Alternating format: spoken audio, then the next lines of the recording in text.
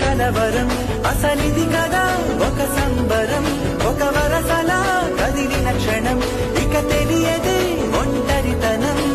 ఎన్నాళ్ళ దూరాలు కన్నోళ్ళిలా వస్తుంది పోయాయి కన్నీళ్ళిలా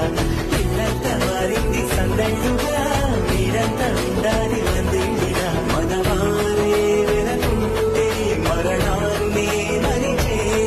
మనసంతా వెలుగేన ఇక చీకటెళ్ళింది తెల్లారి నవ్వుతోనే 10 మంది